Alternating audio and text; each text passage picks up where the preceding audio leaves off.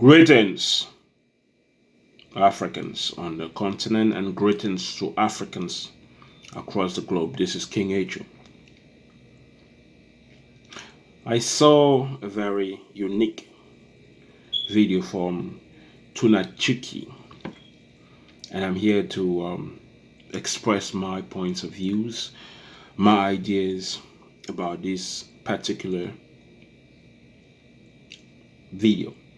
And the title of this video is Malema brutally takes down all corrupt politicians and challenges African youths to wake up.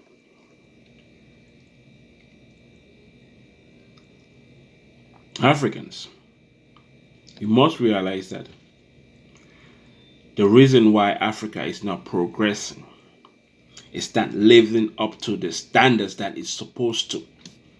It's because of the African leaders, the African heads of states, the African politicians that are holding Africa backwards.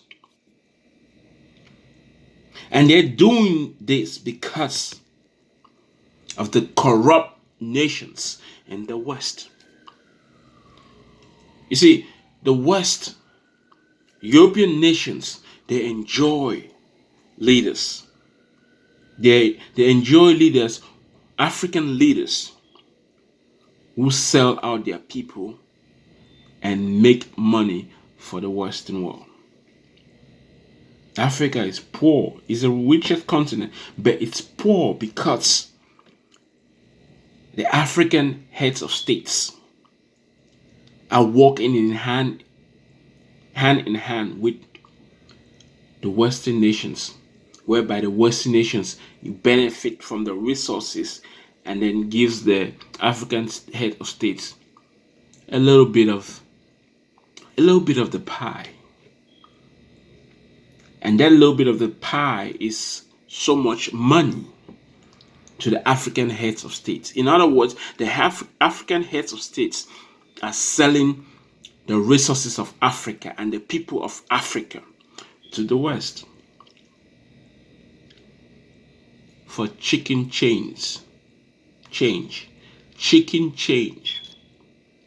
If the heads of Africa can stand together unitedly and speak when somebody does wrong, and speak when leaders do right, so that it can promote good leadership in Africa that would benefit the people and the continent of Africa, you will see some changes in Africa. So West Africans, Central Africans, Northern Africans, East Africans, and Southern Africans, where the great Malema comes from, it is time for us to wake up and understand that politics should not be controlled by the old. Politics should not be controlled only by the olds. The youths must be involved in politics, in African politics, and in global politics, because global politics affects or has an effect in the African it has an effect on African continent. And so we must understand politics when it comes to African continent, and even when it comes to our nations within the African continent, and global politics, and how it affects the continent of Africa and the nations within the continent of Africa. So the youths must be involved. We've seen many of the African leaders, like President Paul Biya, who killed the youths, like he's doing in Southern Cameroon, because they expressed themselves on the nation that they were born in. The nation that's supposed to give them all their freedom, their liberty, their independence, their sovereignty as a people of Southern Cameroon, as a people of Africa, and as people of this world. But our African leaders abuse our human rights. They abuse our God-given rights, our liberty, by sending down soldiers, military forces to kill the people of Africa. But what does the African Union do? They don't say much. They don't do nothing. They see Africans dying in the hands of this old quack you call President Paul Biya. This stooge of France, who has sold all the resources to France and now selling it to China. And if you look around Central Africa, East Africa, Northern Africa, it's exactly the same method, the same ideology that the African heads of states in your prospective nations are doing to Africa. And this does not lead to the growth of Africa. So the African Union is a group of old people who protect who protect each other for their own interests, and in doing so protect the West. Malema is right. And Malema, the great Malema, is for the people of Africa, and we must promote his message. We must speak of his message so that many more people will be aware and will become awake or awoken to the message, to the truth of how we can nourish and grow the continent of Africa and expand it to the world. So the African youths must be involved in the politics of Africa. We cannot allow the old quacks to continue to do what they are doing in our continent, and our people will suffer while they enjoy till the day they die because of the little cash money given to them by the West after selling the resources of the continent Africa to everybody else. And our people, the youths, will not benefit from that. So we must be involved.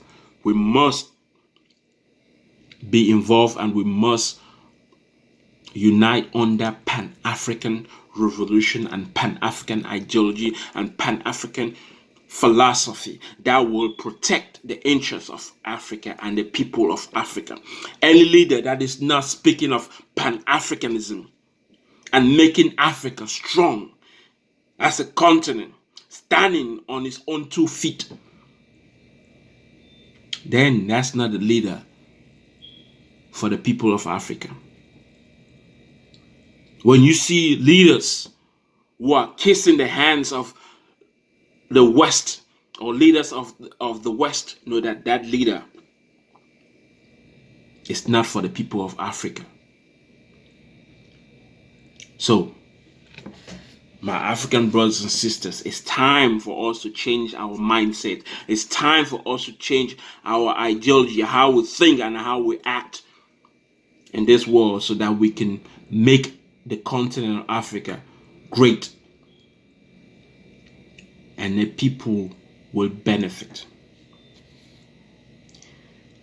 The African Union, the heads of state of the African Union do not protect the people, but they protect each other and benefit from that.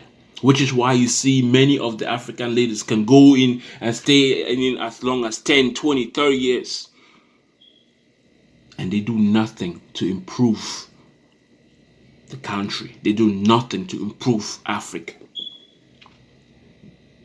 So we must participate. We must be involved in the political agenda of Africa, because if we're not involved, then we have the old quacks who are not doing anything.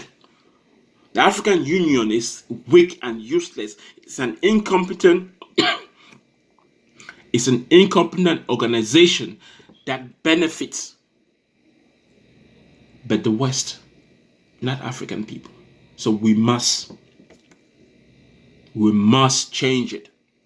If it's not good, we must get rid of it and create a Pan-African parliament, and in the process create a Pan-African president for Africa. This is King H. We must change. We must become the masters of our own fate. Any leader that wants you to be, any leader that wants you to listen to other races and support other races rather than supporting us, rather than supporting Africans and putting African first and the people of Africa first, then that leader is not a leader for Africa. If any leader is not supporting the people of Africa, it's not supporting African people on the continent and globally, it's not speaking for the interests of African people, then that is a leader that's going to enslave us. And as you can see, most of our African leaders in the process have actually continued with the neo-colonization. And we suffer till today, and Africa can't grow. So we must change the politics of Africa. The youths must be involved. It doesn't matter how long it takes. It doesn't matter how many people will have to die. If we don't change it, more people will just die for nothing. Anything worth doing takes risks. You can't be afraid all the time. If we will let fear control us, then we will never achieve anything. Life is war by Sun Tzu. Life is war. Life is the art of war. And if you understand the art of war, you understand the art of life, because life and war go in hand. So to achieve anything, we must fight and sacrifice. Those old leaders, those old institutions controlled by those old leaders must be demolished, destroyed, and then we create something anew that is going to work for the people of Africa. And if we don't do that, then nothing will change. And the never-ending process of continuous slavery goes forward, goes on and on and on. And we will never see the real strength of a black people, because everywhere we go we'll be looked down upon, treated as inferior. It's time to create the Pan-African government for the people of Africa, and with one president. Or we just gonna remain slaves to the rest of the world? The Arabs will benefit, Chinese will benefit, the West will benefit, and we, with all the resources, will remain backward. This is King H. I'm out till next time.